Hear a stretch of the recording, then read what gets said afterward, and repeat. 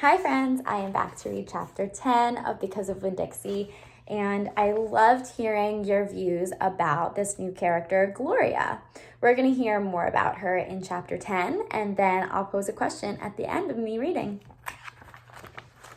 Chapter 10. I told Gloria Dump everything. I told her how me and the preacher had just moved to Naomi and how I had to leave all of my friends behind. I told her about Mama leaving, and I listed out the 10 things that I knew about her. And I explained that here in Naomi, I miss Mama more than I ever had in Whately.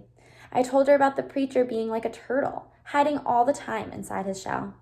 I told her about finding Winn-Dixie in the produce department and how, because of him, I became friends with Miss Franny Black and got a job working for a man named Otis at Gertrude's Pets and got invited to Sweetie Pie Thomas's birthday party. I even told Gloria Dump how Dunlap and Stevie Dewberry called her a witch. But I told her that they were stupid, mean, bald-headed boys, and I didn't believe them. Not for long, anyhow. And the whole time I was talking, Gloria Dump was listening. She was nodding her head and smiling and frowning and saying, and is that right? I could feel her listening with all her heart, and it felt good. You know what, she said when I was all done? What?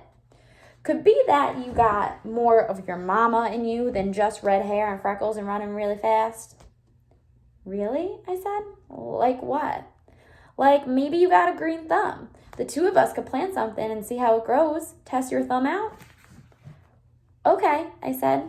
What Gloria Dump picked for me to grow was a tree. Or she said it was a tree. To me, it looked more like a plant. She had me dig a hole for it and put it in the ground and pat the dirt around it tight, like it was a baby, and I was tucking it into bed. What kind of tree is this? I asked Gloria Dump. It's a wait-and-see tree, she said. What's that mean? It means you gotta wait for it to grow up before you know what it is. Can I come back and see it tomorrow? I asked. Child, she said, as long as this is my garden, you're welcome in it. But that tree ain't going to have much change by tomorrow. But I want to see it. And I want to see you, too, I said. Said Gloria Dump. I ain't going nowhere. I'll be right here. I woke up Winn-Dixie then. He had peanut butter in his whiskers, and he kept yawning and stretching. He licked Gloria Dump's hand before we left, and I thanked her. That night, when the preacher was tucking me into bed, I told him how I got a job at Gertrude's Pets, and I told him all about making new friends with Miss Franny Black and getting invited to Sweetie Pie's party, and I told him about meeting Gloria Dump. Winn-Dixie lay on the floor, waiting for the preacher to leave so he could hop up on the bed like he always did. When I was done talking, the preacher kissed me goodnight, and then he leaned way over and gave Winn-Dixie a kiss too, right on top of the head. You can go ahead and get up there now, he said to Winn-Dixie. Winn-Dixie looked at the preacher. He didn't smile at him, but he opened his mouth wide like he was laughing, like the preacher had just told him the funniest joke in the whole world. And this is what amazed me most. The preacher laughed back. Winn-Dixie hopped up on the bed, and the preacher got up and turned out the light. I leaned over and kissed Winn-Dixie too, right on the nose, but he didn't notice.